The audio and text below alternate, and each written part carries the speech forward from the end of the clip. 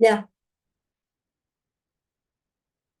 bienvenue à tous et chacun à ce webinaire qui a été organisé par la USG et la USG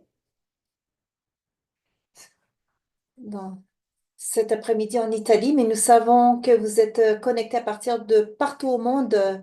Chaque continent euh, euh, a un fuseau horaire différent. Donc, bienvenue à tous à ce séminaire qui est un séminaire sur l'orientation sexuelle, les troubles et les abus.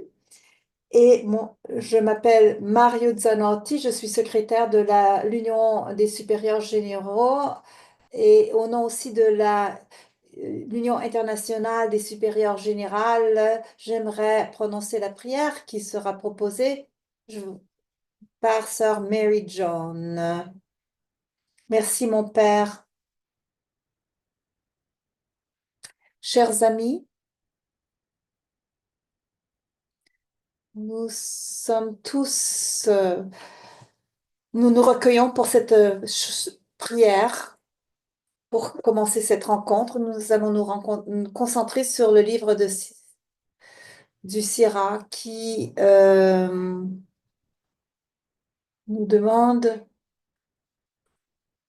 d'être intègre, nous invite à l'intégrité. Alors, nous avons au tableau la version en anglais et en français. Je vais le lire en anglais, après quoi nous allons passer quelques minutes en silence. Donc, au tableau, c'est en anglais et en italien, je vais lire en français. Et nous observerons quelques minutes de silence pour permettre au Seigneur de nous parler et d'influencer nos vies et nos choix.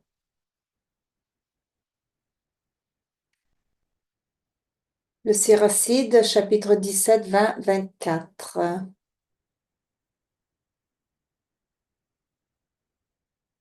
Tournez-vous vers le Seigneur et abandonnez les péchés. Fais ta prière devant le Seigneur et offense moins. Retourne à l'Éternel et détourne-toi de l'injustice et haïs l'abomination.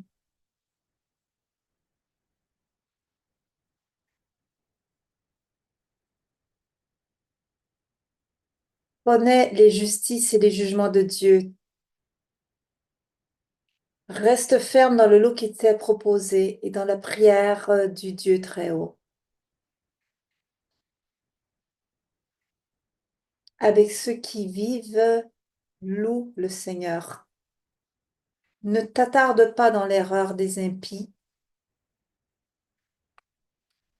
Rends gloire avant la mort.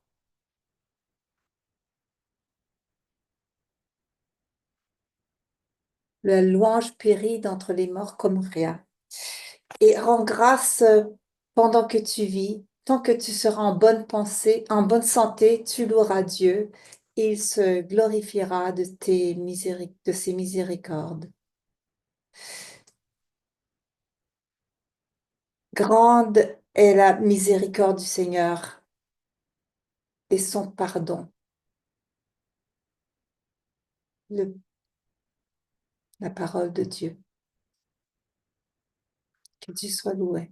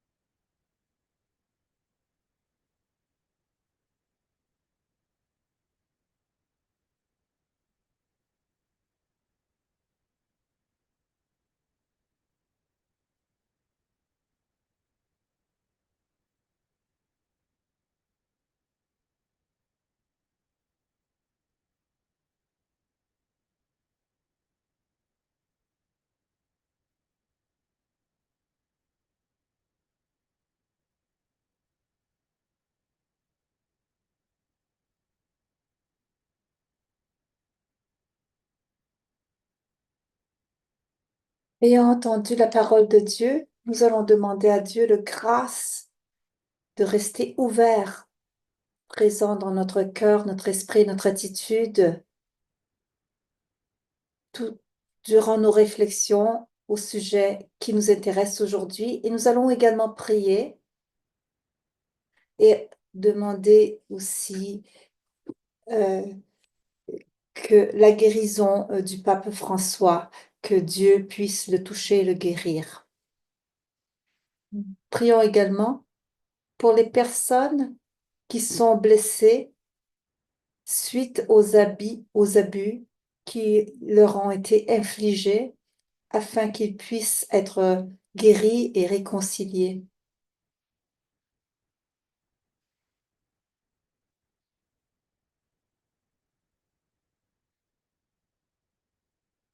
Et prions pour la paix et l'harmonie parmi les nations et leurs leaders, leurs dirigeants.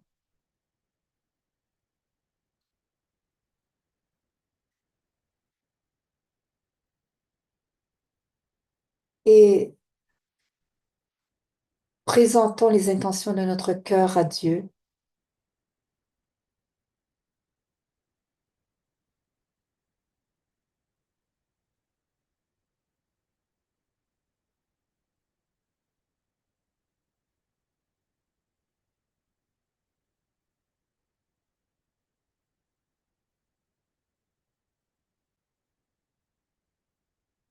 Terminons notre prière avec une prière jubilaire.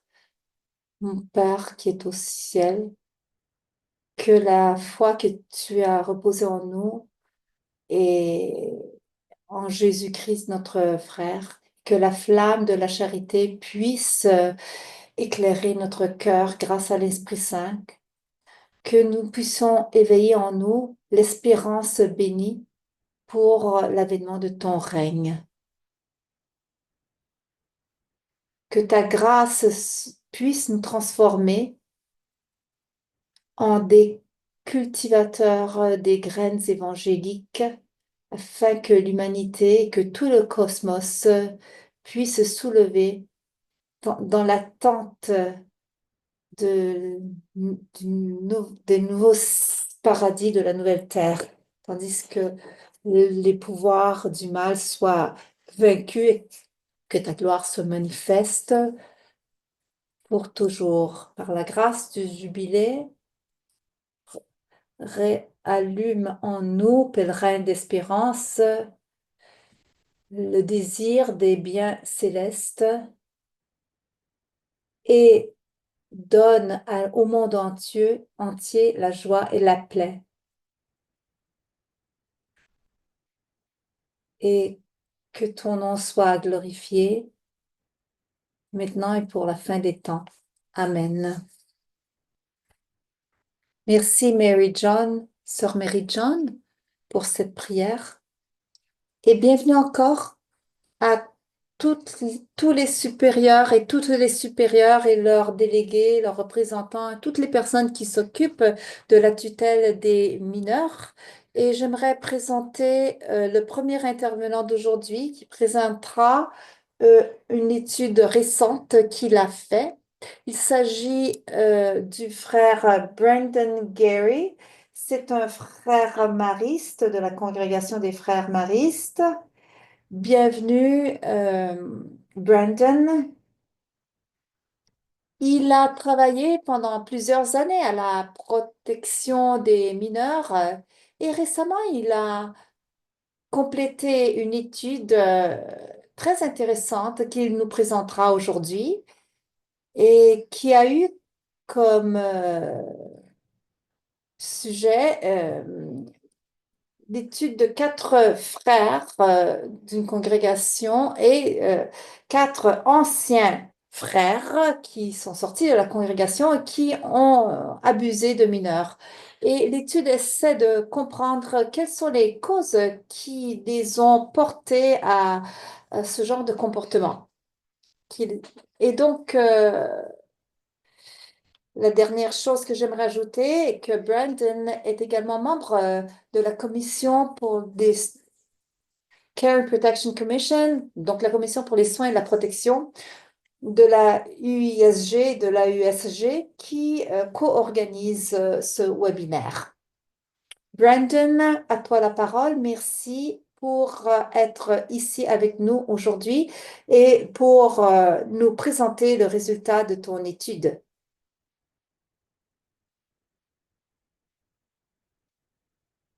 Alors, tout d'abord, j'aimerais remercier Mario. Je pense que c'est le premier webinaire pour la commission de soins et de protection que vous avez facilité. Donc, merci pour m'avoir invité.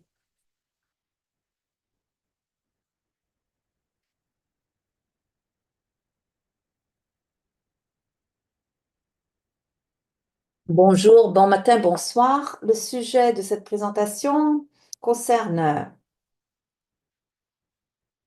l'orientation sexuelle et les troubles et les abus dont on parle souvent mais qu'on ne comprend pas toujours.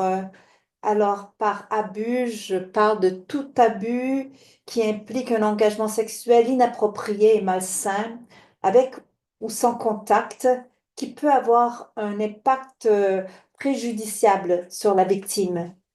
Et donc, l'orientation, c'est le centre de notre attirance sexuelle et de nos désirs. L'hétérosexualité est l'attraction envers une personne du sexe opposé, homosexualité envers une personne du même sexe et bisexuel envers les personnes du même sexe et du sexe opposé. Et par trouble, on parle de désirs et comportements sexuels qui sont ordonnés d'une manière et qui causent de la détresse à la personne euh, et donc qui est malsain. Alors, avant de continuer, il va, j'aimerais vous dire qu'il s'agira d'une présentation plutôt académique, mais on doit penser aux victimes des abus. Et nous voulons comprendre, mieux comprendre ce qui mène les personnes à perpétuer ces abus. Et peut-être que certains d'entre vous qui écoutent sont des victimes.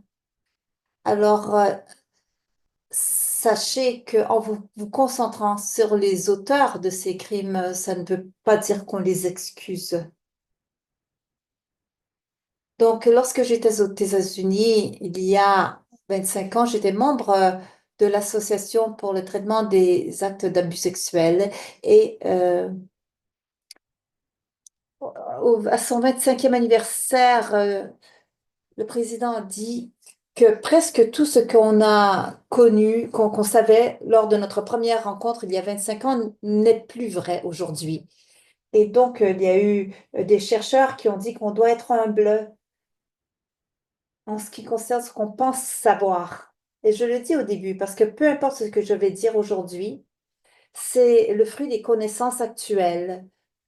J'espère qu'à l'avenir, nous en saurons plus et que nous pourrons donner une meilleure explication de ce que je suis capable de faire aujourd'hui. Et donc, l'auteur dit que les explications monocausales pour la prépondérance des victimes n'est pas suffisante. Pourquoi dis-je ceci?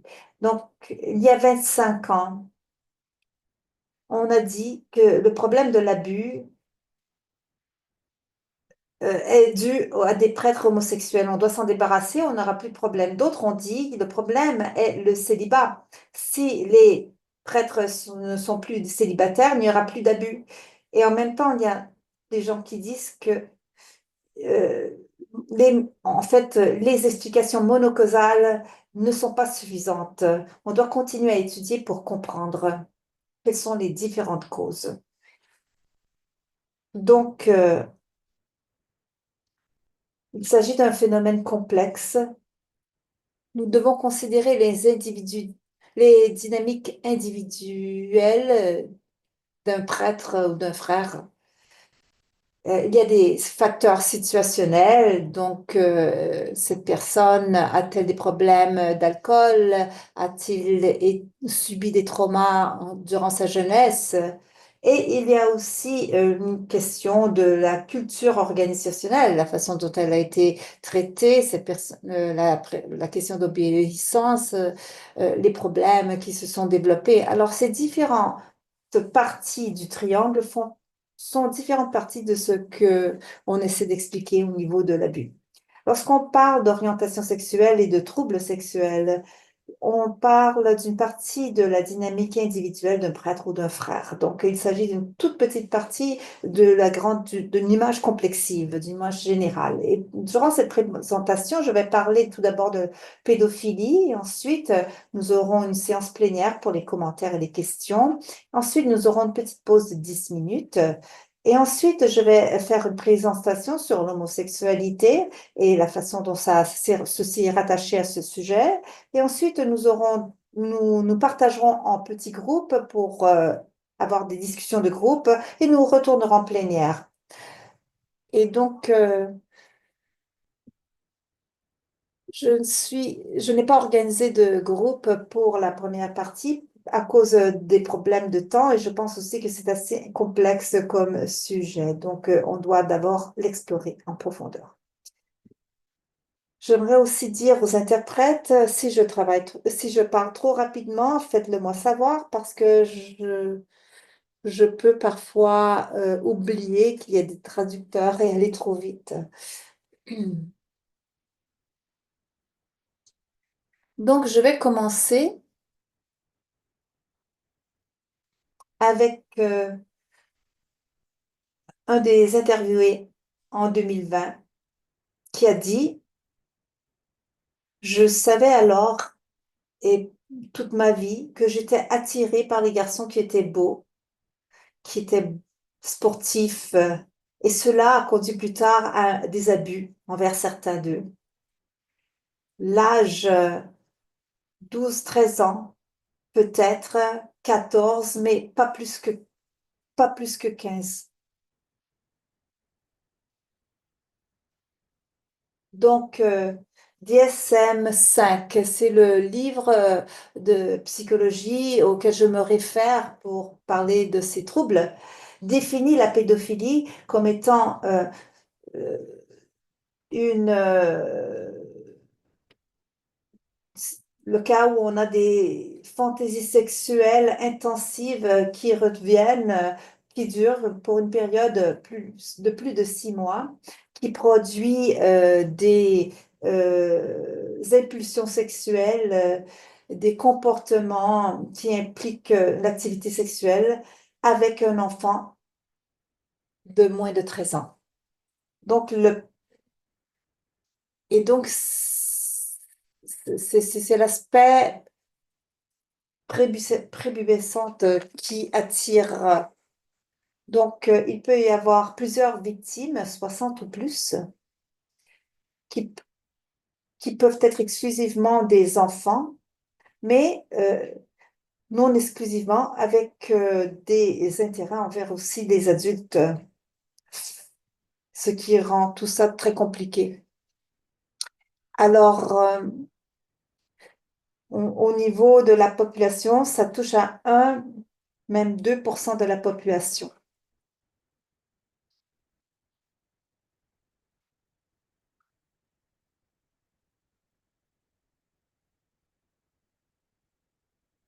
Je préfère parler d'une attirance érotique préférentielle envers les enfants. Et je voudrais être très claire depuis le départ, la pédophilie, même l'attirance envers les garçons, n'est pas la même chose que l'homosexualité, qui est une attirance appropriée entre adultes. Et donc, c'est deux choses complètement différentes. Docteur Gwen Hatched a dit, qui est un psychiatre, il a dit que la majorité des délinquants sexuels sont mariés ou en couple et ont un intérêt sexuel ordinaire pour les adultes. Et donc, la plupart des hommes qui sont, qui sont attirés envers les jeunes sont attirés aux femmes adultes. Et on a dit un des participants a dit, j'ai été sexuellement attiré par les femmes dans ma vie d'adulte. C'est exactement ce qui s'est passé pour moi. Donc, c'est assez difficile à comprendre parce que cet homme est a une attirance sexuelle envers les enfants, mais il n'est pas intéressé aux hommes adultes.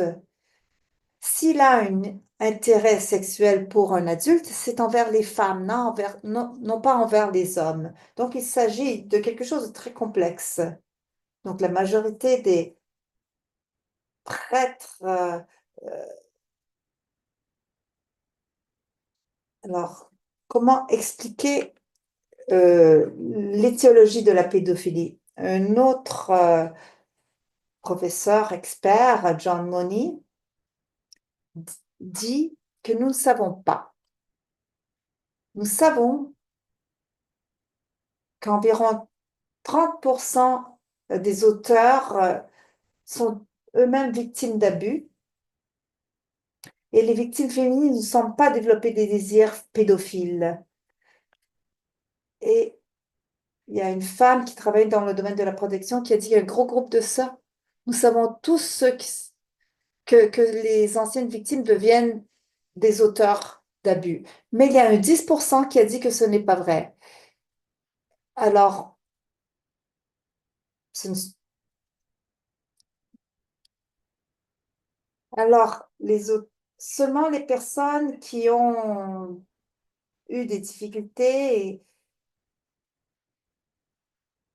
J'ai une théorie que je pense valable. La pédophilie est un ensemble, une tendance sociale d'attention et d'accompagnement, d'accouplement sexuel dans le cerveau. Donc, dans le cerveau, il y a un point de contact. J'ai pas d'enfant, mais si vous me donnez un petit enfant, je pense que je peux m'en occuper. C'est de façon instinctive. Je pense qu'une partie de mon cerveau est attirée par l'enfant, mais pour les pédophiles, ils ont une attraction sexuelle, non pas une attraction de type protective, mais sexuelle. Donc, il y a des changements cognitifs qui se passent et qu'on ne voit pas, mais si quelque chose se passe, ça peut avoir dans le développement d'une jeune personne, ceci peut avoir un impact aussi dans sa vie adulte, dans sa sexualité adulte. Donc, on voit ce graphique qui provient de l'étude John Jay sur les incidents d'agression sexuelle par année d'occurrence entre 1950 à 2002. Et à gauche, en 1950, on voit que le nombre d'incidents augmente jusqu'à arriver au plus haut point en 1978. Et ensuite, il y a un déclin très rapide qui retourne au niveau les plus bas en 2002. Donc, la protection a commencé à être importante en 1990 et surtout après 2004. Mais cela n'explique pas la chute de 2080 à 2090. J'y reviens dans quelques minutes. Donc parfois, on voit le terme éphébophilie. Éphébo veut dire adolescent. Et donc, on parle d'attirance pour les jeunes entre 13 et 17 ans, ce qui n'est pas un trouble. Alors, il s'agit de jeunes adultes finalement. Et on parle de délinquants régressés. Il s'agit de personnes qui agissent de façon plus jeune qu'ils le sont vraiment. Et donc, ils sont souvent des éphébophiles. Ils ont souvent des anciennes victimes eux-mêmes. Et l'étude John Jay dit que la présence exclusive de 2 à 3 mâles âgés de 13 à 17 ans, et donc il y avait 18,9% des prêtres de l'étude John Jay. Ils ont aussi parlé au niveau généraliste. Il y avait un modèle de délinquance à l'encontre des enfants prépubères, pubères et post-pubères. Donc, on a des éphébophiles généralistes. Prochain graphique, comme on peut voir, c'est le semblable au précédent. On a des points très élevés en 1970 et un déclin. Alors, dans la ligne bleue, on a les prêtres, des frères qui ont abusé d'une personne peut-être une fois. Et la ligne violette sont les personnes qui auraient abusé d'enfants de différents âges. Et on voit que cette ligne monte, monte, monte, et puis ensuite elle descend. Et ensuite, les effets Beaufil sont les abus envers les adolescents qui montent et descendent plus ou moins graduellement. Et les pédophiles qui sont en rouge, on a une très petite augmentation en 1958, un déclin en 68, ensuite un déclin. Bon, c'est un, c'est une ligne plutôt plate. Et alors, il y a quelque chose qui me dit qu'il y a quelque chose qui s'est passé en 1950 et 1980 afin qu'il y ait une augmentation significative d'abus sexuels, ce qu'on a retrouvé en différents pays, France, Allemagne, Nouvelle-Zélande. Il y a quelque chose qui s'est passé dans la culture. Mais pour les pédophiles, il y avait presque pas de croissance, et de même pour les pédophiles. Alors, quand on parle de pédophilie, il n'y a pas eu d'augmentation, de pic d'augmentation. Ça c'est toujours resté plus ou moins stable. Alors, si on regarde aux victimes regroupées par âge et sexe, on voit qu'il y a plus de garçons. De 1 à 7 ans, c'est plus ou moins la même chose. De 8 à 10 ans, on a un peu plus de garçons que de filles. De 11 à 14 ans, c'est presque exclusivement des garçons. Et 15 à 17 ans, c'est encore une prépondérance de garçons. Donc, la prépondérance est sur les garçons. Alors, pour l'étude, j'essaie de recueillir le plus de données possible auprès de qui sont pédophiles. Donc, au niveau du rapport John Jay, nous avons le nombre de 2011. Le rapport John Jay, en 2011, a fait une étude sur 4392 personnes. Et donc,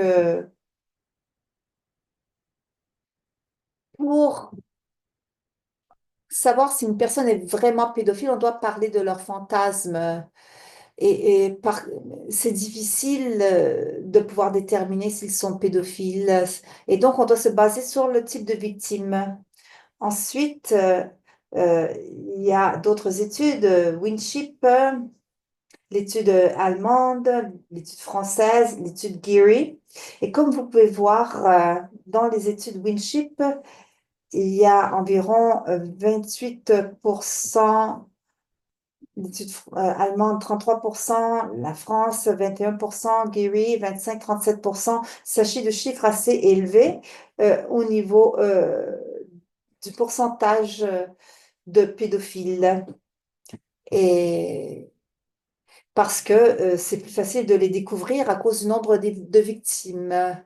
Donc, dans le John Jay, qui est une étude énorme, on voit que la tendance est moins de 5%, est autour de 5%. Je tends à donner plus de crédit à cette étude à cause du haut nombre de participants, de personnes qui ont été étudiées.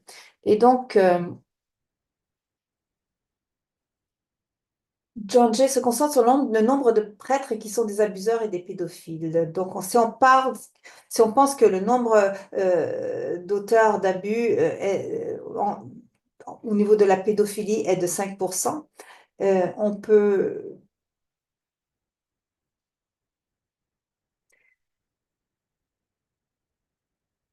Alors, même si les nombres sont très bas, il y a plusieurs victimes.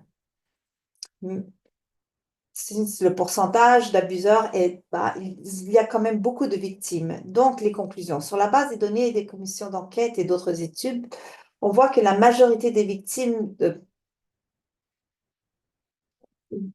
alors, il y a 62,8% jusqu'à 84,19% de victimes qui sont mâles. La majorité ont moins de 14 ans. Et ça, c'est pour un pourcentage de pédophiles qui sont de 5 à moins de 5% environ. Et donc, si les pédophiles sont attirés par les garçons entre de moins de 14 ans, comment expliquer qu'ils ne sont pas tous des pédophiles? Rappelez-vous que je suis l'étude de John Jay qui dit que la pédophilie constitue moins de 5% d'abus commis par les prêtres. Ce qui nous mène à la question, est-ce que l'orientation sexuelle euh, conduit à l'abus? Alors, l'autre question, quel est le pourcentage de sacerdotes qui sont homosexuels aux États-Unis et dans d'autres pays? En 2002, on dit que 9,4%. Une autre étude dit qu'on parle de 50%. Il s'agit d'études qui ont été examinées et où on estime une moyenne d'environ 36,35%. Certains pensent de 9%, d'autres 50% et d'autres 6%. Bien sûr, je ne peux pas parler de l'Asie, de l'Afrique, de l'Amérique latine, mais je peux vous parler que en ce qui concerne les États-Unis, l'Irlande, l'Angleterre et une autre partie de l'Allemagne, il me semble que le pourcentage de 36,% soit un estimé assez euh, important. Donc, c'est, c'est un pourcentage qui est au-dessus de celui de la société en général parce que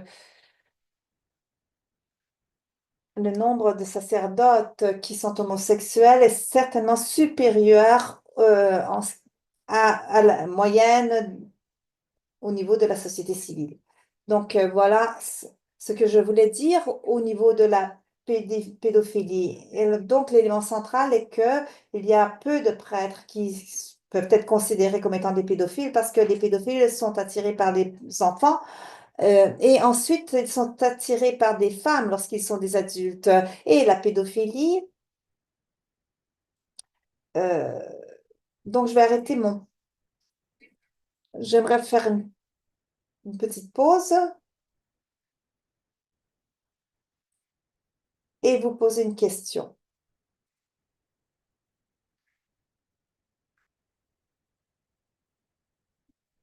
Alors, Laurence, est-ce que tu peux préparer le travail de groupe? Oui. Je vais vous envoyer un sondage et je vous demande d'accepter le groupe. Choisissez la langue de votre choix et si vous ne voulez pas collaborer en groupe, vous devez choisir l'option pas de groupe, non groupe. Si vous le voulez partager en français, choisissez la ligne française.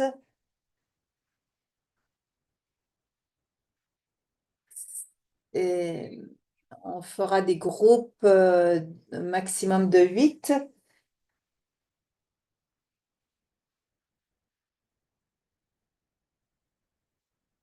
On peut comment, est-ce qu'on peut lancer les groupes maintenant, dès maintenant? Oui. Alors, s'il y a des questions, des commentaires, 10 minutes. Donc, oui, on vous donne 10 minutes pour partager en groupe et ensuite on se retrouve en plénière. Je vous pose maintenant la question. Alors, qu'est-ce qui vous a frappé de cette présentation, de cette première partie de la présentation? Si vous, si vous avez des questions ou des commentaires à partager, j'ai besoin d'un instant pour pouvoir vous partager en groupe. Je ne sais pas si entre-temps je peux converser. Donc, puisqu'on a un peu de temps, ce que j'aimerais vous demander de faire en groupe, c'est de réfléchir à ce qui vous a frappé, ce qui vous a intéressé, ce qui vous a surpris. Euh, sur quoi vous êtes d'accord ou non pas d'accord, et éventuellement si vous avez des commentaires, parce que tout ça, j'ai inséré dans le chat.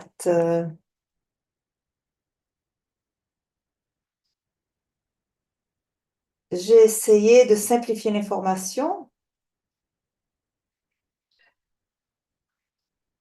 Je voulais simplement vous offrir une idée générale sur ce qu'est la pédophilie et le clergé lorsqu'on parle d'abus, afin que on ait les idées un peu plus claires.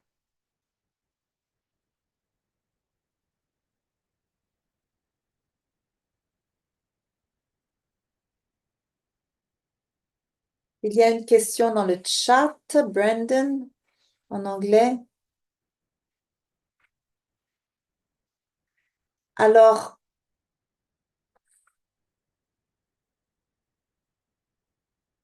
au niveau des frères et des frères, on a parlé de frères et pédophiles, mais en ce qui concerne les femmes, oui, ben, j'en ai rencontré parce que souvent, lorsqu'ils parlent de femmes, des femmes qui entreprennent des activités de ce type, eh bien, souvent, elles le font envers des mineurs et c'est terrible, mais si je me base sur mon expérience personnelle, je dirais que je ne suis pas en mesure de pouvoir identifier une orientation semblable à celle d'un homme. Bien sûr, j'ai connu des sœurs qui avaient des comportements, disons, non appropriés avec des jeunes adolescents, mais y a-t-il des tests qui nous permettent de le déterminer si un candidat a des tendances pédophiles? Non, on n'a pas de test. On n'a pas de test qui peut vraiment déterminer si une personne a une tendance pédophile ou pas. On a un système qui permet de mesurer avec des électrodes euh, posés sur le pénis le niveau d'excitation. Mais en fait,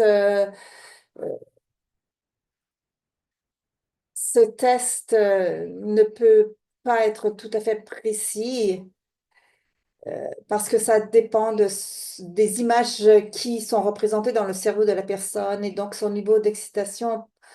euh, c'est un test qui est vraiment aléatoire. Mais il y a donc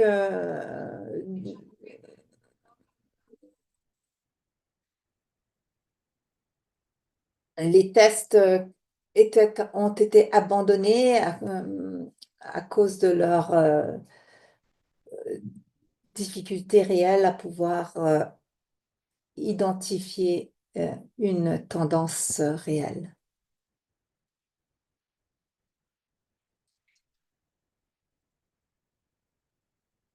Alors, il y a une question très intéressante. Les études américaines ont essayé de répondre à une réponse. Je m'excuse si je ne peux pas fournir une réponse complète, mais en ce qui concerne la sollicitation sociale des années 80, alors les années de la révolution sexuelle et sociale, je pense que euh,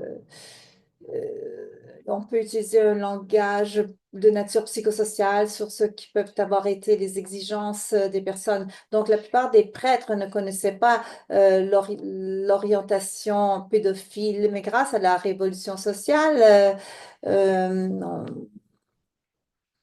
on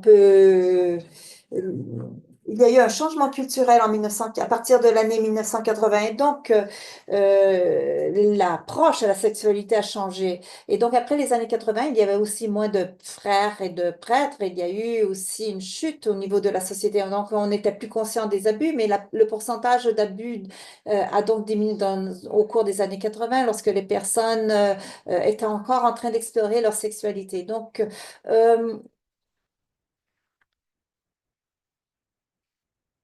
l'orientation, c'est quelque chose de ne pas approprié, se passe avant de l'âge de l'activité sexuelle. Ceci produit un effet, un trauma. Et donc, les personnes qui ont subi un trauma durant leur développement sexuel vont avoir la tendance à répéter des actions déviées lorsqu'ils deviennent adultes. Et donc, euh,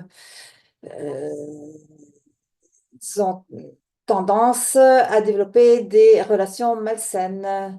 Et donc, il y a aussi deux questions en portugais que je vois, que je vais lire en français.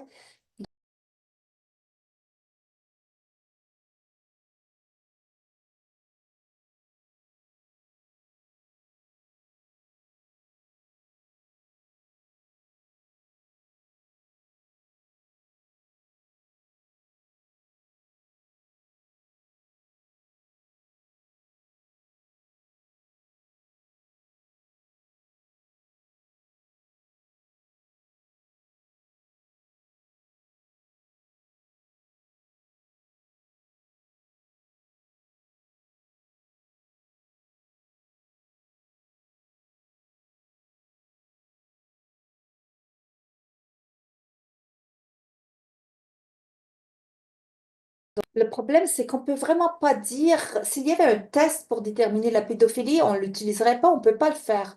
Donc, au niveau de l'homosexualité, il y a des personnes comme moi qui pensent on, que être homosexuel ou ne pas être homosexuel, on peut être un prêtre, c'est pas un problème. Donc, je pense qu'il y en a qui, je sais que certaines personnes n'ont pas la même idée, mais quand même, il y a d'excellents frères, sœurs, qui sont homosexuels. On ne devrait pas les stigmatiser d'après moi. Mais quel type de formation pouvons-nous donner? Ça, c'est une question énorme. On doit vraiment faire une étude là-dessus. Il y a beaucoup de séminaires, euh, qui deviennent de plus en plus sensibles et au niveau de leur formation à l'égard de la sexualité. Une partie Alors, si quelqu'un est homosexuel et qui pense qu'ils vont être renvoyés à cause de leur orientation sexuelle, ils n'en parleront pas.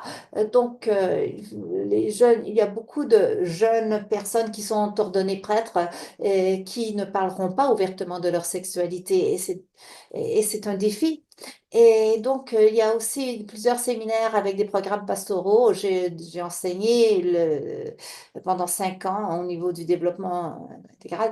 Et donc, sans partager aucune confidence qui m'y a été faite, on peut dire que les séminariens savaient de quoi ils pouvaient parler au niveau de la spiritualité parce qu'ils ont le langage pour pouvoir le faire. Mais je pense que il y en a peut-être qui réussissent à s'ouvrir et d'autres qui n'y parviennent pas à cause des attitudes un peu fermées.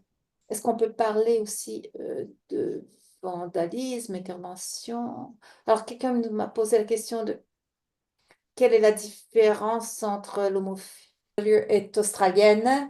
Elle a examiné les différentes commissions d'enquête des États-Unis, de l'Irlande, de l'Angleterre, et de la France, de l'Espagne, de l'Italie, de la Nouvelle-Zélande. Et pour voir la façon dont les allégations sont représentées, il s'agit d'une excellente étude. Elle dit que la question des actes d'abus sexuels sur enfants commis entre hommes dans l'Église catholique est controversée. Et donc, j'aimerais répéter ce que j'ai dit tantôt. Malheureusement, certaines personnes, pour plusieurs raisons, disent que le problème est celui des prêtres homosexuels en séminaire, n'auraient jamais dû être ordonnés, qu'on doit s'en débarrasser, ne plus les ordonner. Et ceci est profondément injuste car il y a plusieurs excellents frères et sœurs homosexuels qui servent l'Église avec fidélité et engagement. Et malheureusement, dans la société, il y a toujours la suggestion que les homosexuels sont euh, des pers- que l'homosexualité est un défaut de la nature, ce qui est en fait abominable.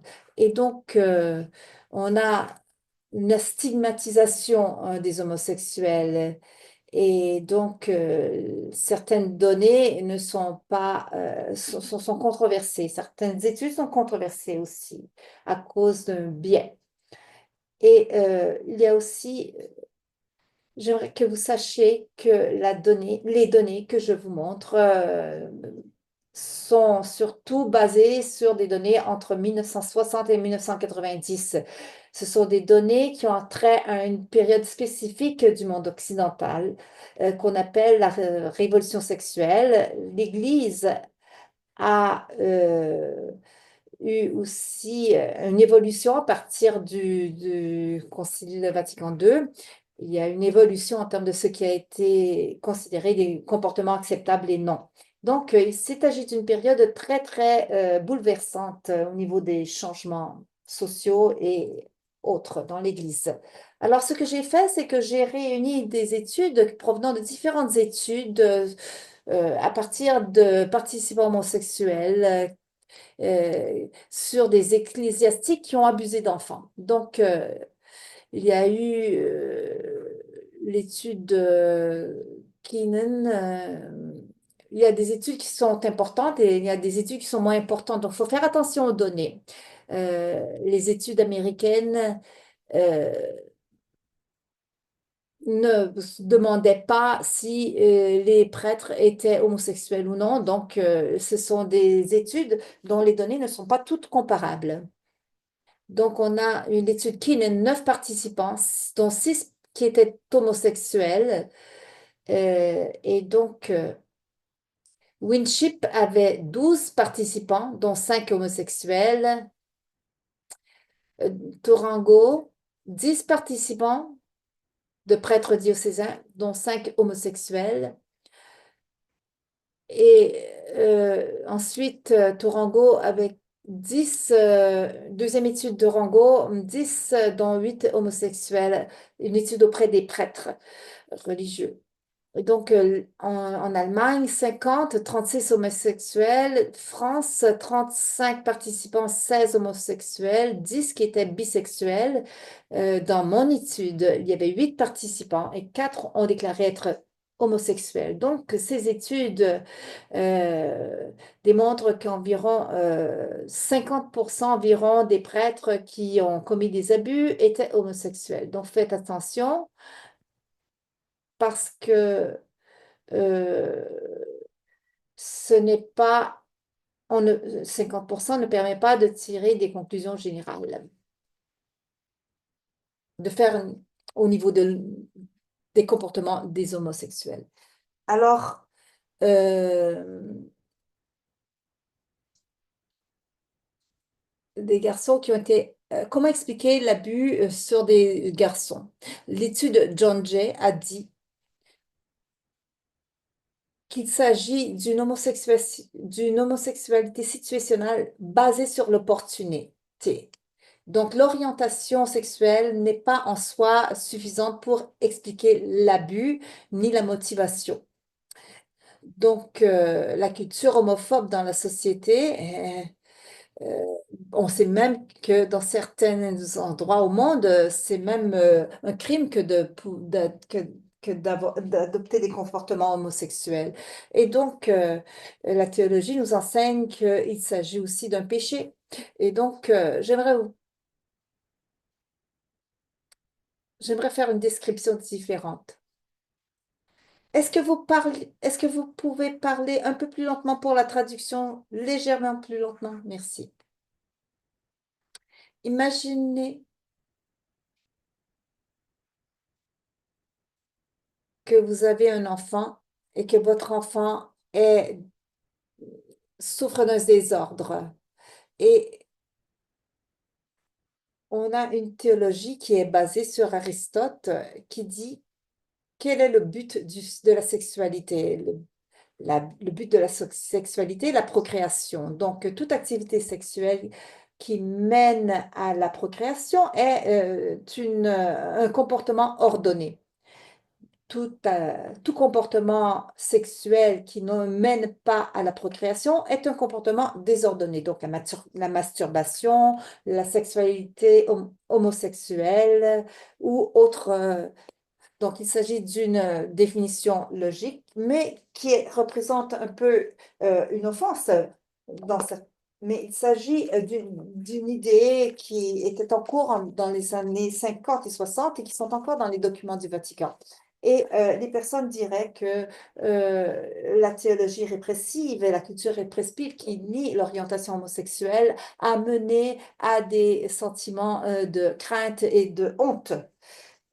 Alors, deux des garçons que j'ai interrogés dans mon étude ont dit qu'ils étaient terrifiés d'admettre leur homosexualité. Ils avaient honte et que leur comportement était dû à leur honte. Une autre hypothèse est que les hommes qui ont déjà été abusés souffrent d'une immaturité psychosexuelle euh, suite au trauma qu'ils ont reçu dans leur enfance. Donc, j'aimerais retourner à la question de l'opportunité. Ce graphique ce tableau nous montre le pourcentage de différents groupes contre lesquels il y a eu des allégations crédibles d'abus. Et donc, ça peut être un toucher non approprié, donc une caresse. Ça peut être aussi toucher le sexe par-dessus les vêtements et ça peut aller jusqu'à la pénétration. Il y a, euh, la plupart des abus, par contre, sont les abus les moins graves. Euh, les différents frères, les chrétiens, salésiens, maristes, euh, avaient ensuite, on a les frères de la Salle, patriciens, prêtres et jésuites, qui ont le pourcentage le moins élevé, qui font partie de cette étude. Qu'est-ce que ces groupes ont en commun? C'est ils, ils avaient des écoles de garçons euh, résidentes. Donc, alors, ils avaient donc l'opportunité de rencontrer ces garçons. Ils avaient plusieurs opportunités de rencontrer. Donc, ce tableau nous montre que l'opportunité était un facteur clé au niveau de l'abus des jeunes garçons dans l'Église. Les statistiques françaises, irlandaises, anglaises, écossaises, allemandes sont toutes les mêmes, reflètent la même tendance. Toutefois, il y a une critique de cette théorie. Alors, les enfants de cœur aux États-Unis comptent pour 12% des victimes présumées. Dans l'étude allemande, seulement 0,02 des abus ont eu lieu dans la sacristie. Et les critiques de cette théorie disent que euh, les prêtres ont accès aux garçons et aux filles dans diverses situations pastorales, confession, visite à domicile, camp d'été, école. Alors pourquoi il y a plus de garçons qui sont victimes que de filles lorsqu'on a accès à des garçons et à des filles? C'est une bonne question.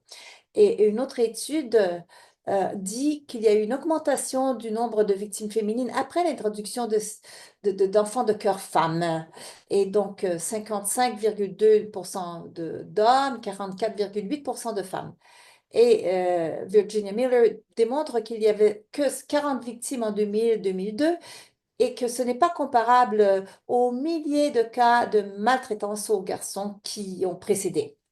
Donc, il n'y avait pas beaucoup de victimes après 2002, donc c'est bon. Donc, on n'a pas les mêmes bases de données pour comparer les filles et les garçons de ce qu'on avait durant la période entre 1950 jusqu'en 1990. Donc, il s'agit d'un argument faible en ce qui concerne les opportunités qu'avaient les prêtres. Non, peut-être, euh, par contre, c'est peut-être différent pour les prêtres et les frères qui enseignaient dans des écoles résidences.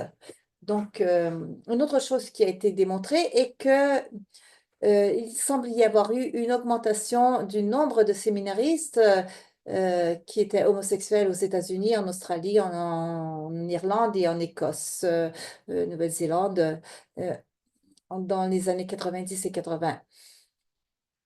X70. Et donc, il y a des prêtres qui s'identifiaient avec ce qu'on appelait la culture, la sous-culture dans les séminaires de l'époque.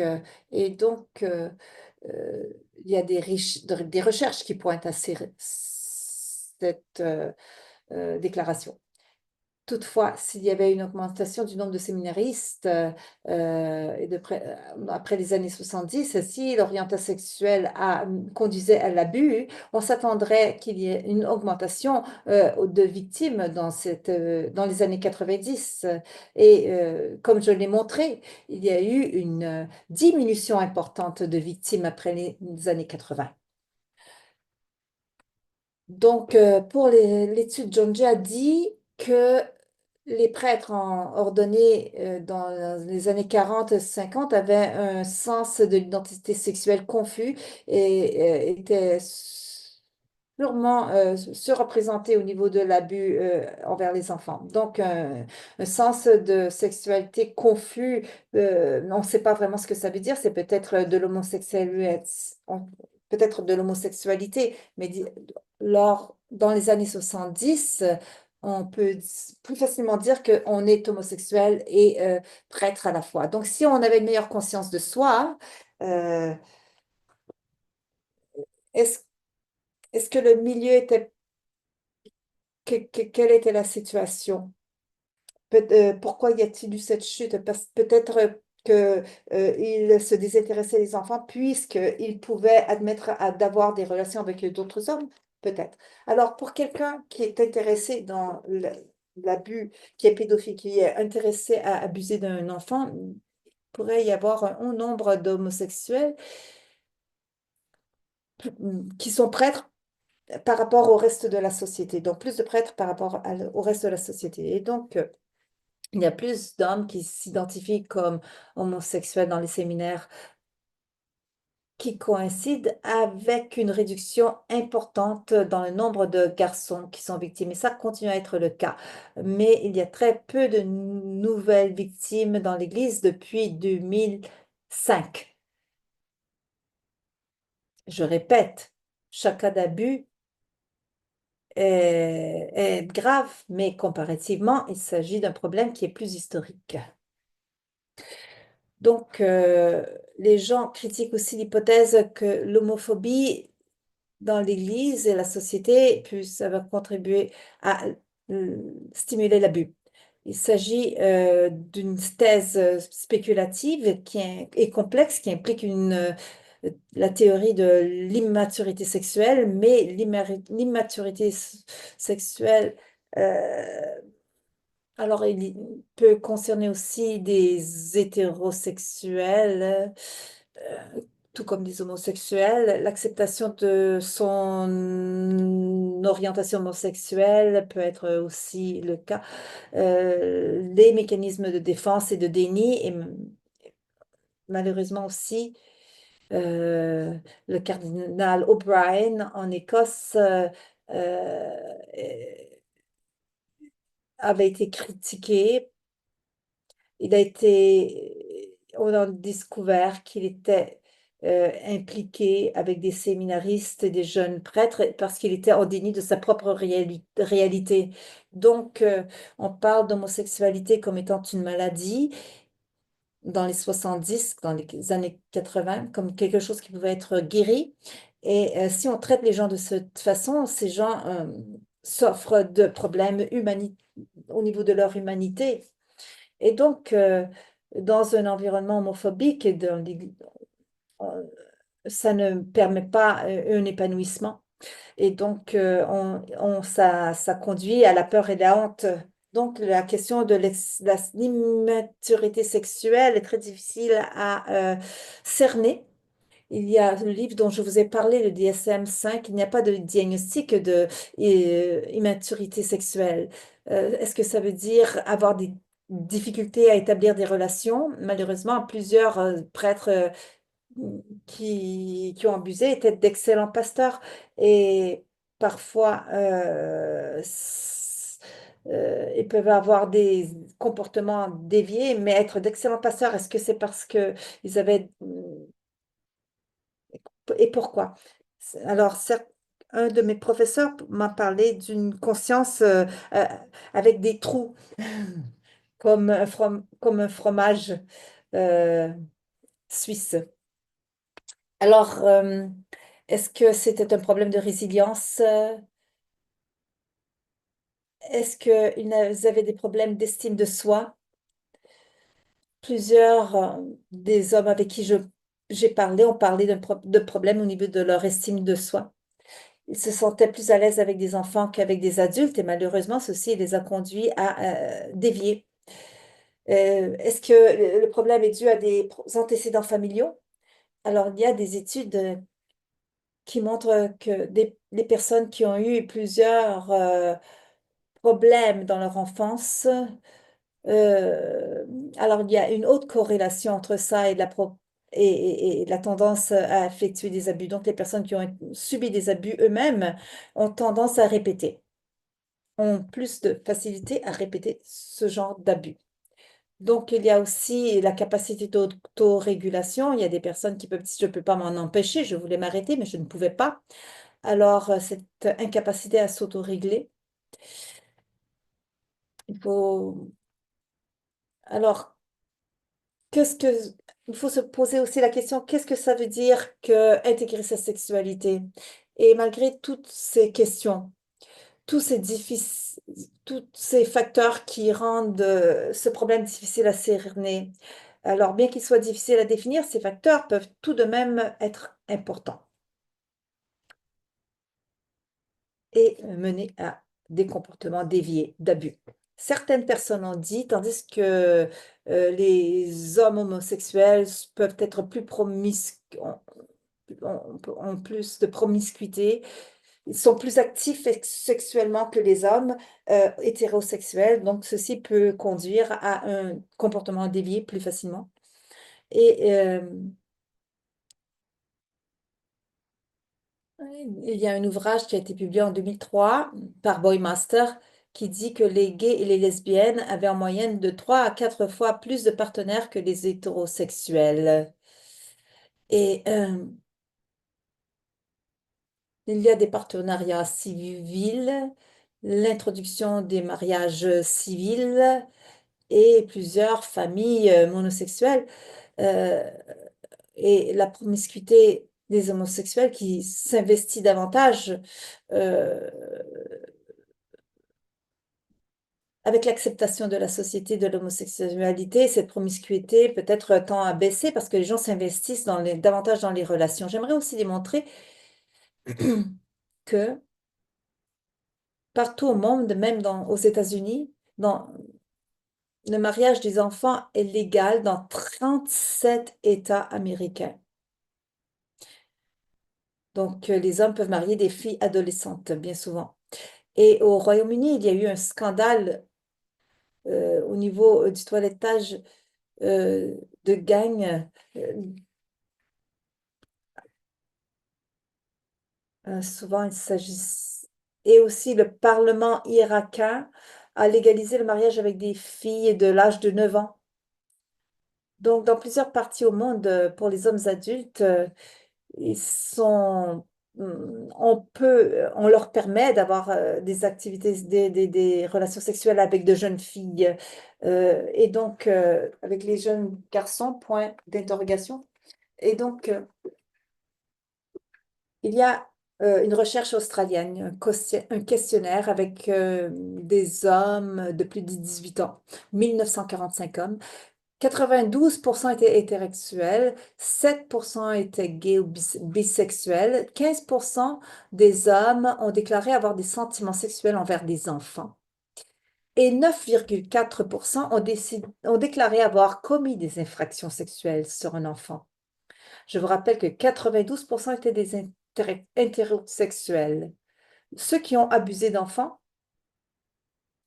étaient plus susceptibles d'être mariés que célibataires et avaient 2 fois plus d'expériences négatives pendant leur enfance et 6 fois plus susceptibles de déclarer avoir été victimes de violences et d'abus durant leur enfance. Donc, l'attitude envers les... Je pense que l'idée que les homosexuels étant plus actifs ont davantage de tendance à abuser n'est pas vrai. Je pense que certains hommes ont cette tendance, pas seulement les hommes homosexuels. Une des choses qui m'a confondue et une des raisons pour lesquelles j'ai effectué la recherche que j'ai faite est si seulement un petit pourcentage de prêtres et de frères qui ont abusé étaient des pédophiles, alors par définition ont une attraction érotique préférentielle aux enfants sous l'âge de la puberté.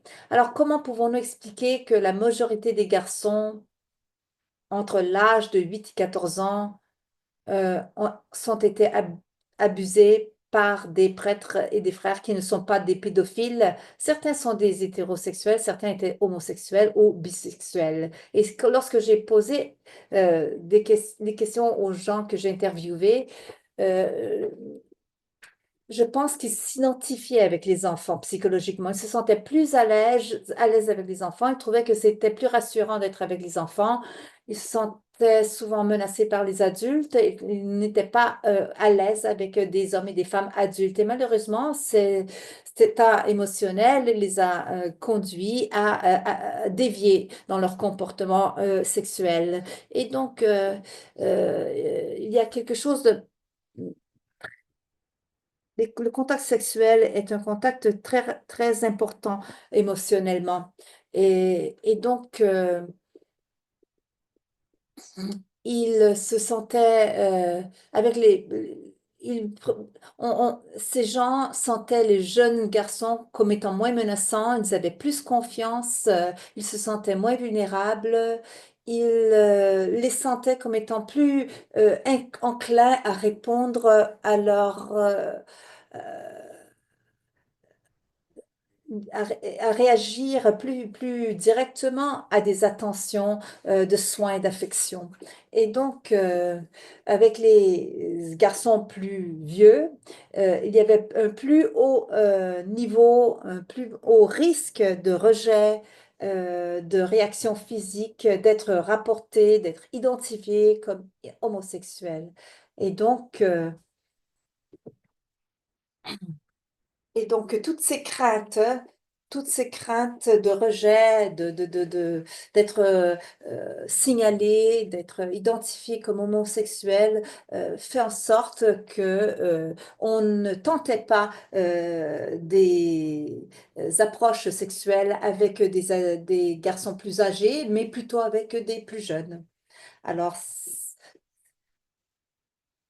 c'est la raison pour laquelle certains prêtres homosexuels et non ont choisi, ont peut-être préféré des relations avec des plus jeunes garçons car ils se sentaient moins menacés, plus acceptés, euh, plus en sécurité dans leur déviation. Alors, conclusion possible provisoire.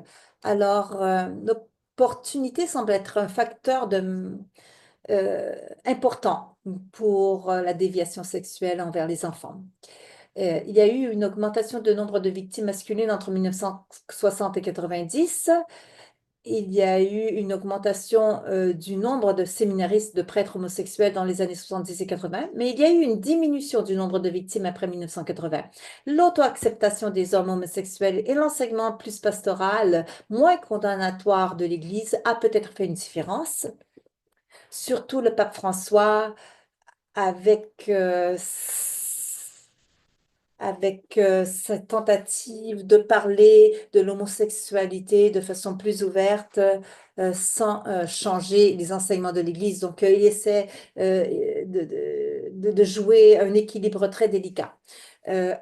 Sensibilisation croissante aussi à l'impact de la maltraitance sur les victimes.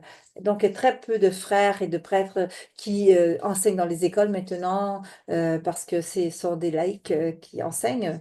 Et entendu ce que j'ai dit au niveau des données, une partie du monde, euh, je pense qu'on doit se demander si on parle encore de la sexualité de certains hommes plutôt que de l'homosexualité.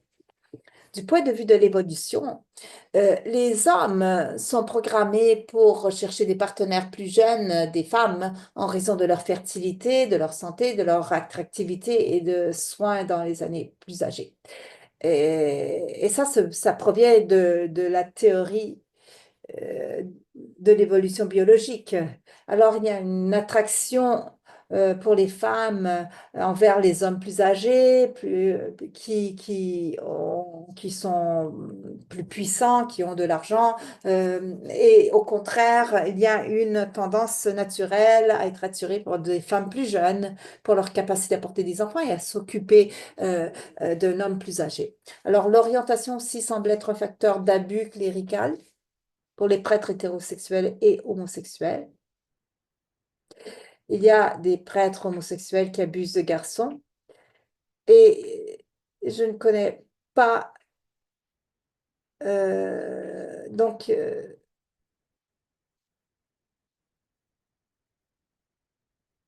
seulement certains prêtres hétérosexuels abusent de garçons. Alors je ne connais pas de prêtres homosexuels qui abusent de filles. Alors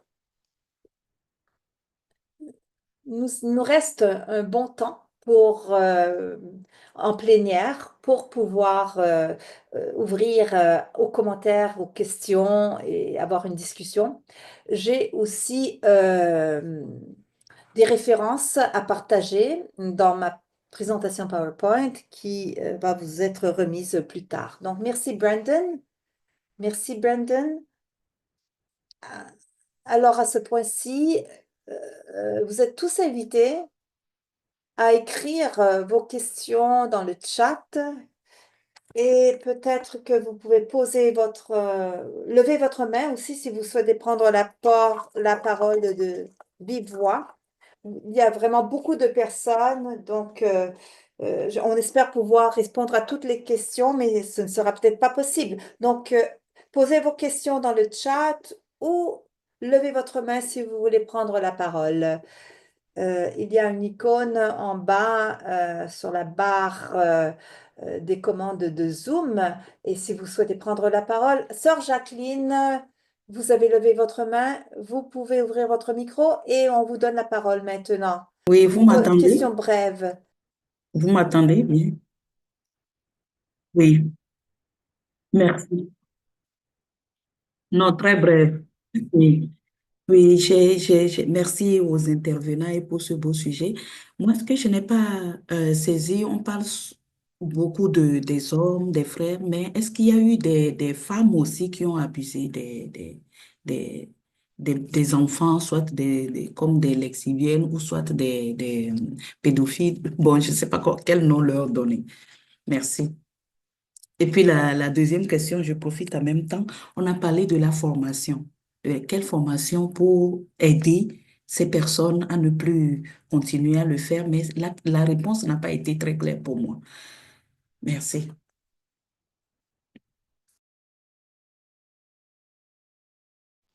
Merci, ma sœur. Vous avez posé deux questions.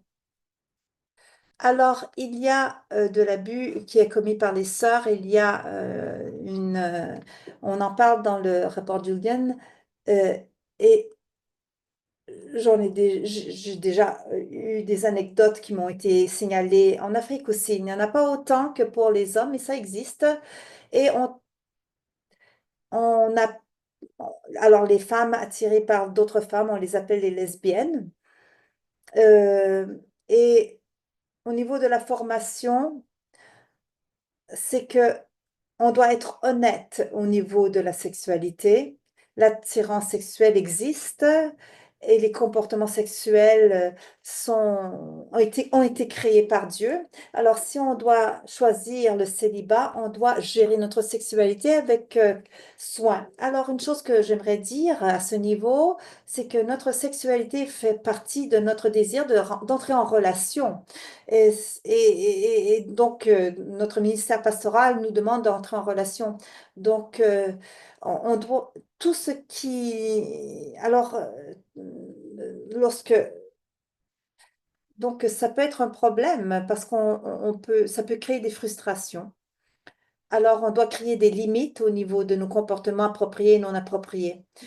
Et si on est clair en nous-mêmes, on a plus de chances à pouvoir se contrôler. Il y a d'excellents programmes qui veulent créer des conversations ouvertes afin de pouvoir partager de façon ouverte et appropriée.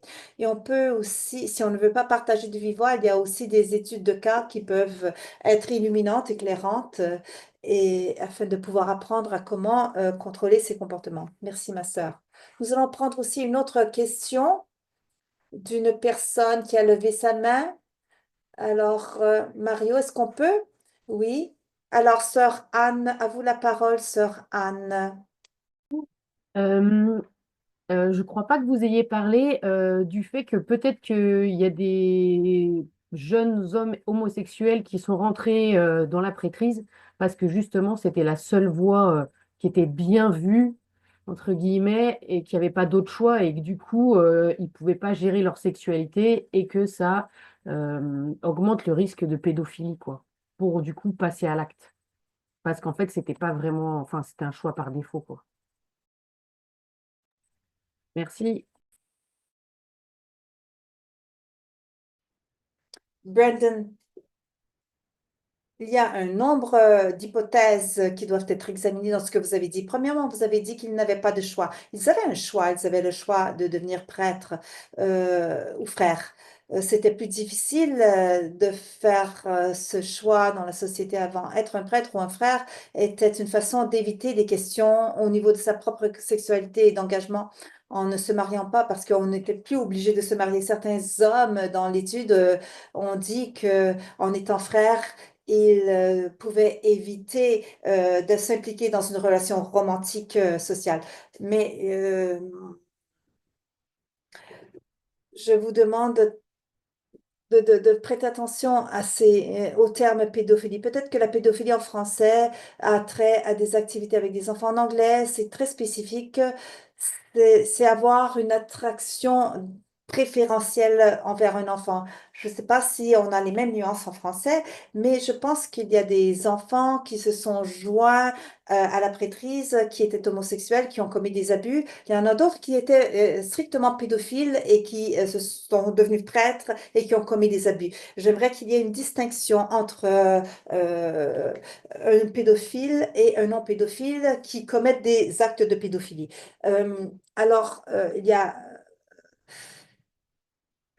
Il n'y a pas beaucoup de preuves qui démontrent qu'on s'est joint à la prêtrise pour commettre des abus, mais je pense qu'il y a des prêtres il y a des gens qui sont devenus ordonnés pour éviter justement de devoir se marier. Et ça, c'est vrai. Alors, il y a une main levée. C'était ça que je voulais dire. Je voulais pas dire qu'il y avait des gens pédophiles qui étaient rentrés pour être, enfin, que la prêtrise avait servi le fait qu'ils puissent être pédophiles tranquillement, pas du tout, hein. Non, non, c'était pour une voie, euh, une voie par rapport à leur homosexualité.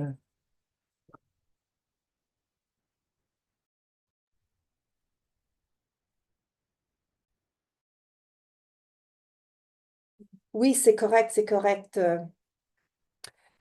Maria, à vous la parole.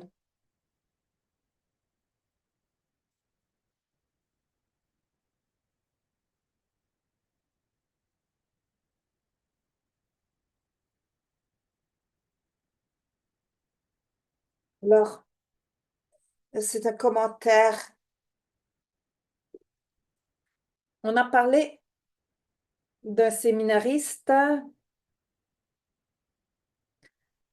en formation qui ont de la difficulté à s'ouvrir. Et à cause de la peur. Ils ont peur qu'on leur dise qu'ils ne pourront plus devenir prêtres.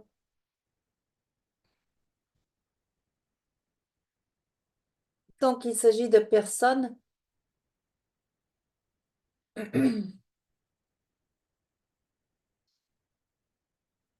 qui n'ont pas la dernière parole sur leur vocation, parce qu'ils, s'ils se trouvent dans une situation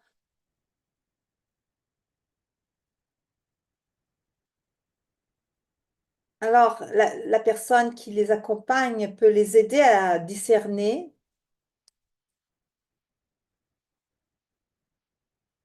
mais principalement, les personnes qui accompagnent sont les personnes qui peuvent les aider à discerner. Donc, ce ne serait pas mieux de trouver quelqu'un, que la personne qui accompagne soit formée aussi à, à pouvoir les aider à discerner à ce niveau? Une pers-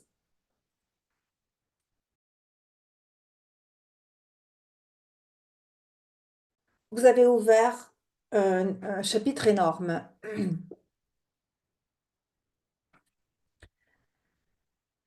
Alors, alors on doit, les jeunes adultes qui ne sont pas des enfants, et à quel âge, en tant que jeune adulte, pouvons-nous avoir une conversation intelligente sur la sexualité? Moi, en ce qui me concerne, c'est peut-être 18 ans. La deuxième question concerne l'accompagnement. On doit s'assurer que les gens qui accompagnent soient bien formés elles-mêmes et qui puissent s'engager dans une conversation sur l'identité sexuelle sans se sentir menacés. La culture de l'Église est ambiguë à certains endroits. Si on admet d'être un homosexuel, ceci est une base de renvoi. Et donc, s'il y a une culture où les gens ont peur d'être elles-mêmes, on crée une culture d'hypocrisie et on l'a fait pendant des centaines d'années. Mais les gens qui viennent à nous doivent être en mesure de venir à nous en confiance, d'être traités avec respect. Alors, vous avez peut-être suggéré que quelqu'un externe puisse accompagner, mais à ce moment-là, euh, notre directeur spirituel ne soit pas nécessairement mis au courant de tout, mais je comprends, mais je crois que structurellement, ça serait très difficile de pouvoir protéger la confidentialité de l'information d'une personne, mais on a aussi besoin de transparence et d'honnêteté avant de pouvoir accepter quelqu'un dans nos congrégations. Donc, je pense que l'orientation sexuelle ne devrait pas être une entrave à, disons, le choix et l'acceptation dans une congrégation. Donc, mais pour certaines congrégations, ça pourrait être un problème dans certains cas. Et donc, c'est très ambigu comme question. Alors, avant, il y a Père Bijou et ensuite Père Bijou. Oui, merci. Merci beaucoup. Merci pour la présentation. Une bonne présentation. Je voulais poser une question au niveau de la culture, l'importance de la culture au niveau de la sexualité homo, hétéro. Alors,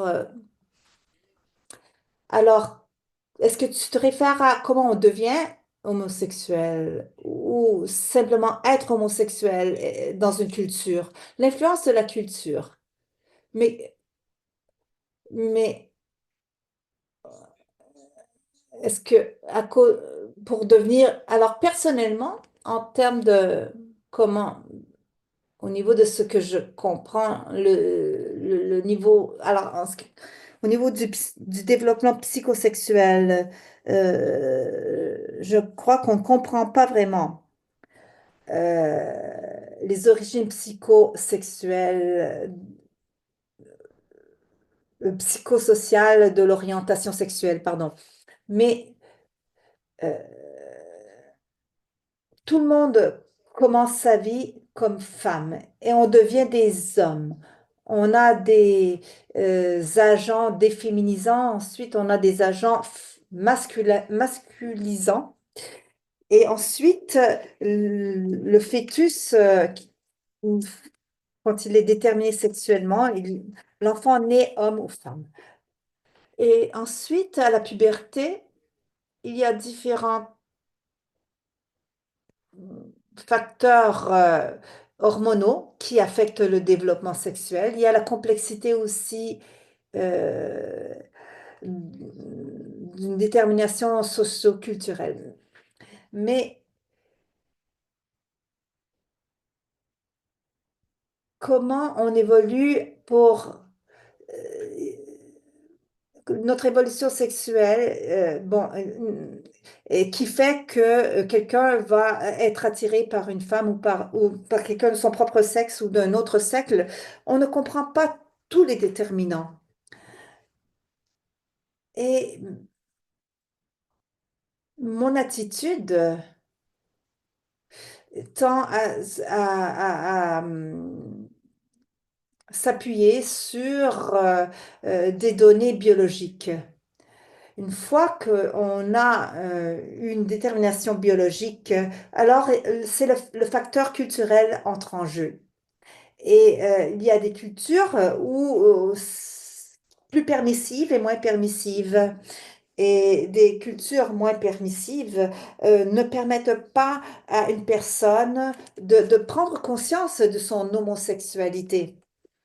Mais je pense que dans les 50-60, c'était beaucoup plus difficile d'admettre son homosexualité parce que la culture était très anti-homosexuelle. Et donc, dans une culture de ce genre, ça peut être très difficile pour une personne de prendre conscience de sa nature biologique homosexuelle.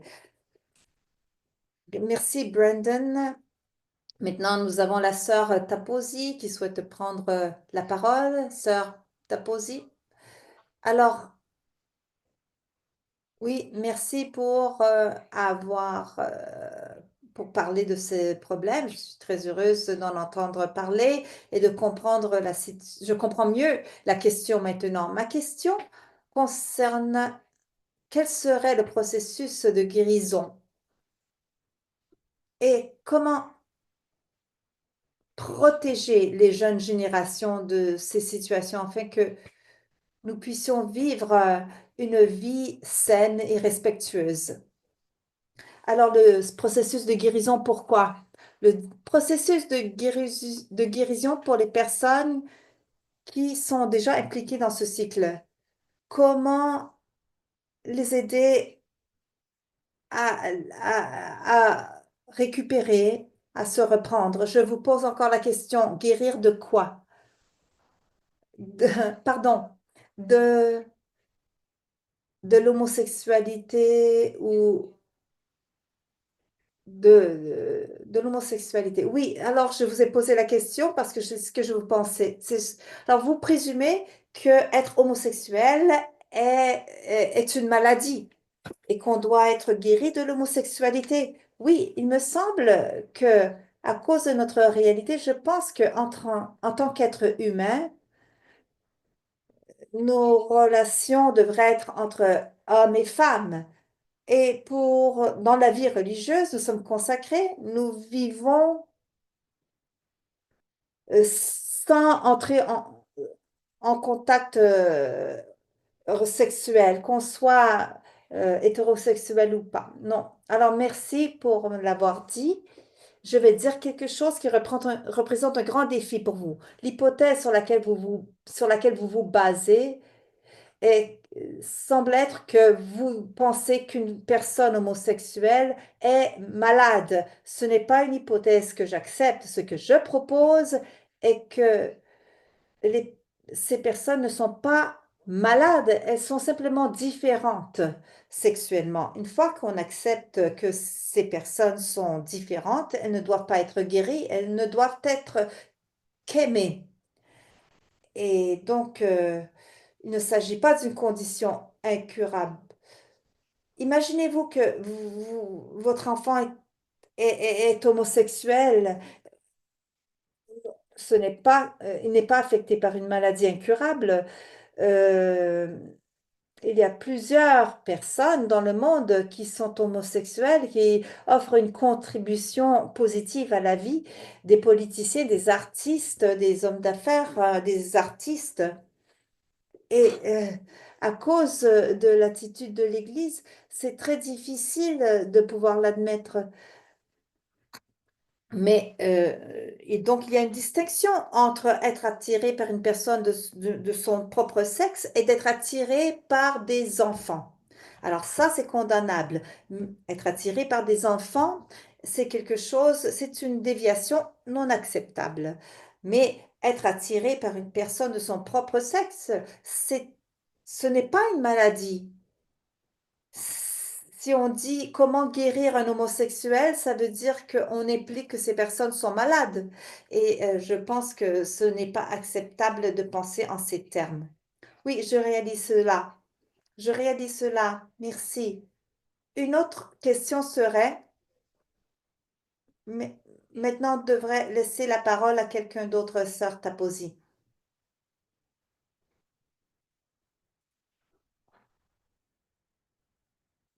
Sœur Alphonsine a levé la main. Sœur Alphonsine. Bonsoir à tous et merci au bonjour. Merci vraiment pour ce thème aussi intéressant. Bon, j'ai écouté dans ce que et, Brendan a présenté qu'il y a quelquefois des problèmes bon, des situations vécues qui donnent pour conséquence aussi les questions d'abus et tout cela. Et comme de plus en plus on en parle au sein de l'Église, puisque nous sommes au sein de l'Église, je dirais, pourquoi est-ce qu'on ne peut pas ouvrir, par exemple, dans les séminaires, la possibilité de ce que la relation affective là, soit travaillée vraiment au sein des lieux de formation, je veux dire, que ce soit séminaire ou que ce soit au niveau des religieux. Je sais qu'au niveau des religieux, bon, pas partout, mais l'expérience que j'ai, c'est que il y a quand même les différents thèmes qu'on travaille sur l'affectivité, l'affectivité, l'affectivité, l'affectivité.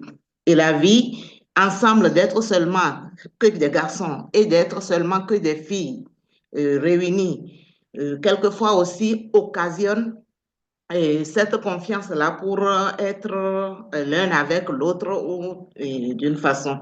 Je trouve que tous ces problèmes-là, c'est comme si l'organisation même des structures qu'on met en place conditionne ou et facilite déjà un peu la question. Et l'autre chose qui est les enfants qui ont été déjà, qui sont passés par cœur, enfants de cœur, ou je ne sais pas quoi, et qui sont victimes des situations et qui auront la tendance de produire, ça, de reproduire les mêmes situations, fait que c'est une chaîne, c'est-à-dire ça se poursuit.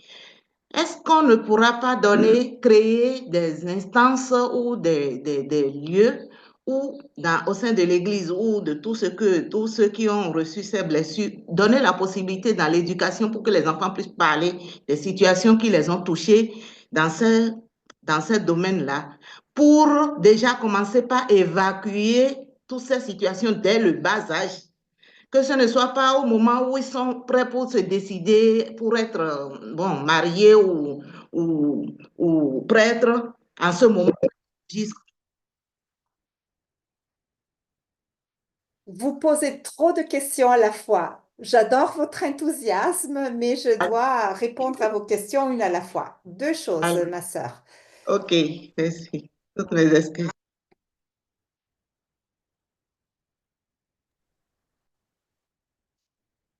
Alors, nous avons tous besoin d'endroits sûrs. Nous avons besoin d'endroits sûrs où parler de notre vie affective afin de ne pas être jugés et de nous sentir compris.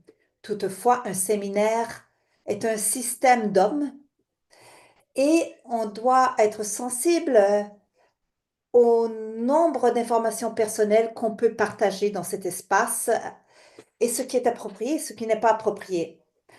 À cause, partiellement à cause de la capacité des autres à nous comprendre et aussi pour nous protéger au niveau de nos propres vulnérabilités. Donc, il s'agit d'un équilibre très délicat. Mais vous avez aussi parlé de comportements déviés adultes. Alors, vous voulez... Alors,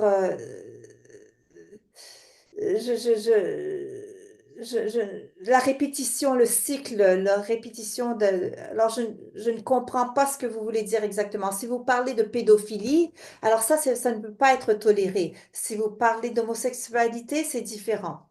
Vous avez parlé justement de ce cycle.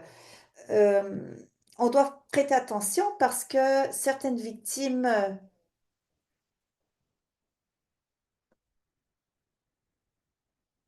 peuvent euh, avoir des comportements d'abus. Certains sont des abus envers eux-mêmes et d'autres envers les autres. Très peu abusent sexuellement. Et donc, c'est intéressant quand même.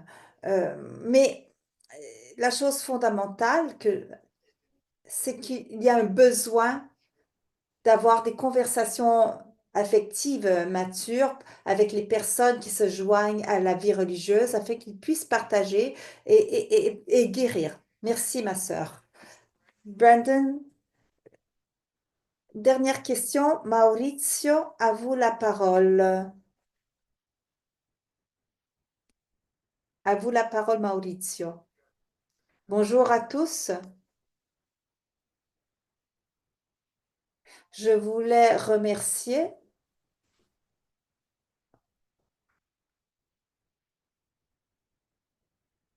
On a parlé de pédophilie d'un côté et d'un autre côté, on a parlé d'auteurs d'abus. Si je comprends bien, chaque situation a une cause et un effet. Donc la question est, si votre étude distingue entre euh, alors les pédophiles comme une personne malade ou si une personne qui a une vision euh, déviée. Alors, à partir de la pastorale, de l'approche de l'Église de Jésus, nous devons, et ça c'est la question, examiner avec des yeux différents ces personnes d'un côté et de l'autre côté, je voulais vous demander s'il existe des études qui peuvent nous aider parce qu'il y a une différence, une distinction, euh, parce qu'effectivement, nous en tant qu'enseignants, comment devons-nous nous comporter?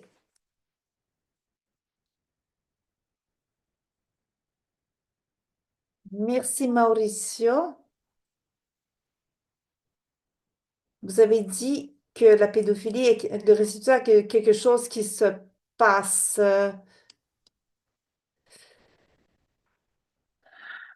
C'est complexe. Il y a des pédophiles qui ont été abusés eux-mêmes en tant qu'enfants. La plupart n'ont pas été abusés en tant qu'enfants.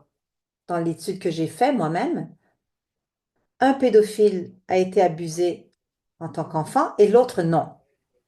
Mais c'est un échantillon très petit, donc pas très déterminant. Mais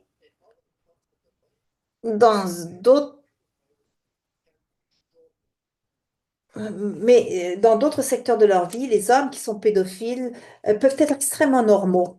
Certains peuvent être étranges, avoir d'autres comportements étranges. Mais ce qui est étrange vraiment, c'est que pour beaucoup de pédophiles, la plupart des pédophiles, ils semblent être complètement normaux dans toutes les sphères de leur vie, à part pour leur pédophilie. Et donc, j'ai il y a une personne qui a découvert durant son adolescence, a découvert d'être attiré par les jeunes enfants ainsi que les femmes. Il n'a jamais abusé. Il s'est marié. Il a eu des enfants. Il a confessé son attirance pour les enfants à sa femme, mais il n'a jamais commis d'abus. Donc, être un pédophile n'est pas synonyme d'être auteur d'abus. Et donc, en termes d'éducation, on doit être conscient qu'il s'agit d'un monde extrêmement complexe. Et donc, on doit faire attention parce que il s'agit d'un thème délicat et on peut endommager aussi le développement sexuel émotif d'une jeune personne lorsque on traite de ces questions parce que il y a un besoin de vivre la sexualité de façon saine et d'exprimer toute une variété d'expressions sexuelles de façon saine. Donc, on ne peut pas présumer que tout pédophile soit abusé et ne pas présumer que chaque personne abusée va abuser. Cela ne se passe pas toujours, même si ça se passe parfois. Donc, Brandon, euh, je vais lire des questions qui ont été écrites dans le chat aussi. Alors, il y a une question de Sœur Claire. Quelle est la situation actuelle des choses? Y a-t-il des études récentes? Est-ce qu'il y a des cas d'homosexualité, de pédophilie, d'abus en temps récent? Et quelle action immédiate peut être entreprise si quelqu'un dans la communauté est reconnu homosexuel? Deux choses. Il y a des cas récents d'accus euh, au niveau de frères, mais très peu depuis les années 80. Et les trois cas les plus récents, une était, était le cas d'un prêtre qui pensait rencontrer un jeune garçon de 4 ans en échange pour une rencontre sexuelle, mais il a rencontré la police. Et un autre était un prêtre qui a eu des relations inappropriées avec un enfant de 12 ans. Les deux ont été renvoyés. Alors, pensez-vous, mais il faut quand même distinguer, moi, je ne considère pas qu'une personne qui est attirée par une autre personne de son propre sexe, donc un homosexuel, est une personne déviée, malade. Alors, je pense que le pape François essaie de nous engager dans un espace plus de compassion accrue au niveau de l'homosexualité. Euh, mais euh,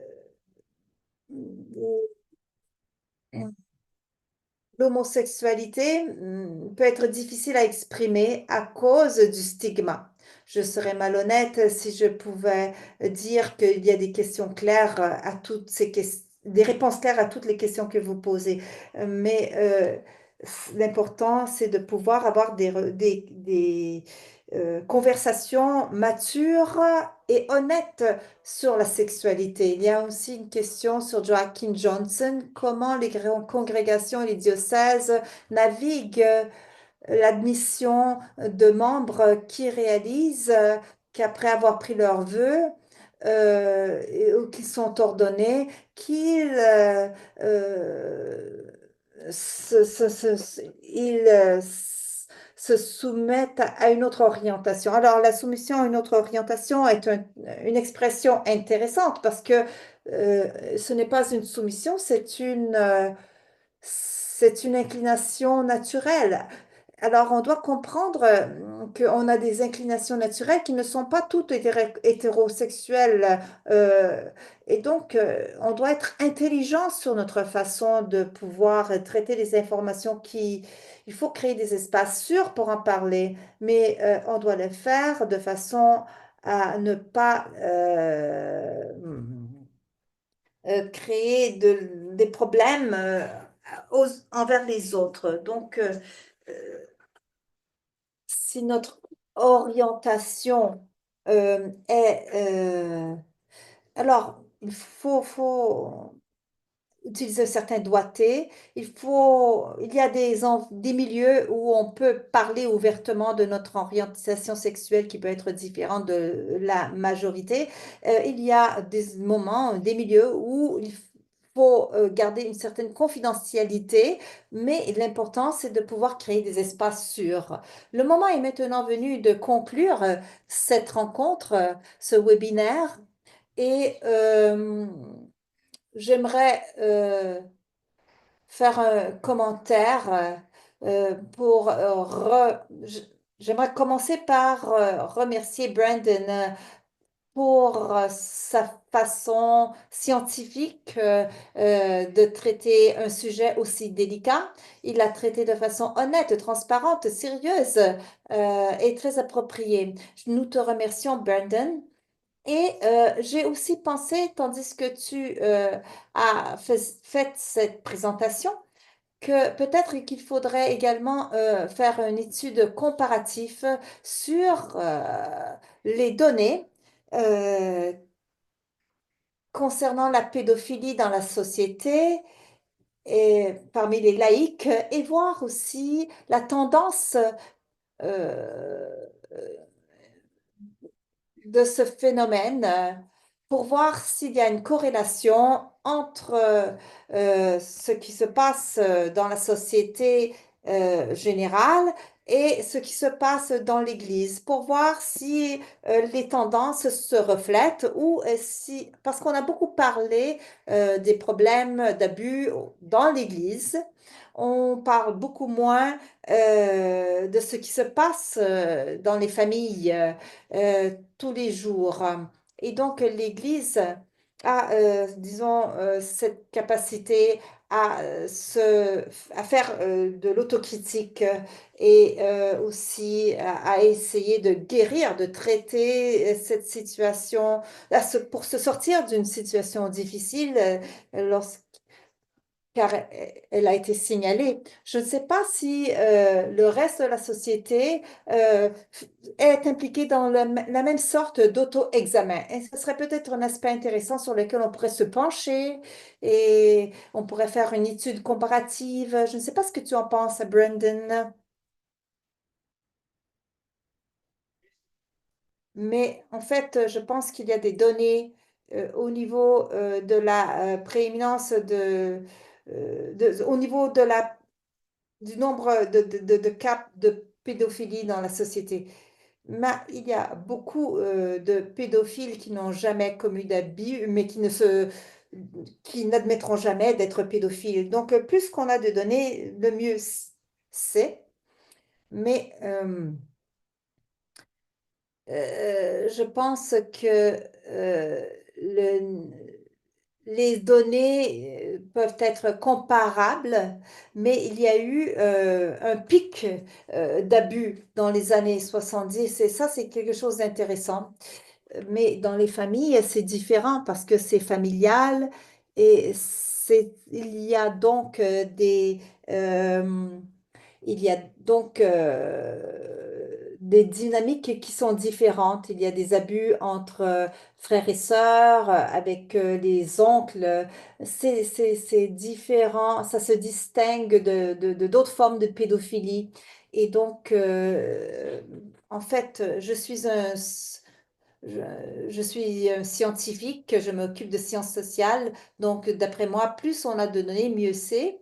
Et je pense que euh, sur la base de nouvelles données, nous allons en apprendre plus, en savoir plus. Comme je l'ai dit au début, nous ne pouvons parler qu'à partir des données dont on dispose maintenant. Donc, merci beaucoup, Brandon. Merci aussi à toutes les personnes qui sont restées avec nous dans ce webinaire.